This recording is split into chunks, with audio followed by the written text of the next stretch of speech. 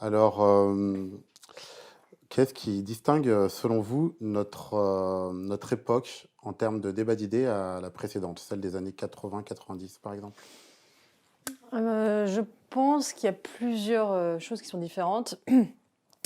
D'abord, il y a, en fait, notre époque se caractérise à la fois par, davantage de pluralisme et davantage de sectarisme, ce qui peut sembler, paradoxal. C'est-à-dire Mmh. que je pense qu'en réalité, le spectre du débat d'idées s'est élargi aujourd'hui par rapport au consensus libéral des années 80-90 où effectivement, on avait l'impression de vivre le temps du débat, d'un dialogue, Mmh. apaisé entre des et de la confrontation d'idées, alors qu'en réalité, il n'y avait plus d'adversaire puisque, la gauche radicale avait été emportée avec la chute du communisme et que la droite conservatrice existait à peine dans la lignée de Raymond Aron, mais il n'y avait pas énormément. Il y avait une espèce de libéralisme centriste qui régnait.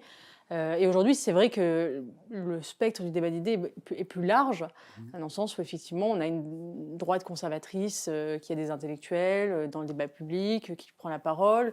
Il y a des intellectuels populistes, il y a des intellectuels de gauche radicale. Et donc, en fait, le spectre est plus large, de voix s'expriment, plus d'options idéologiques sont sur la table.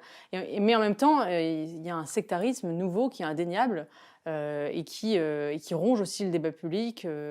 Et ce sectarisme, je dirais qu'il diffère du vieux sectarisme marxiste des années Mmh. 60-70 qu'on a connu à l'université où effectivement il y avait un ostracisme.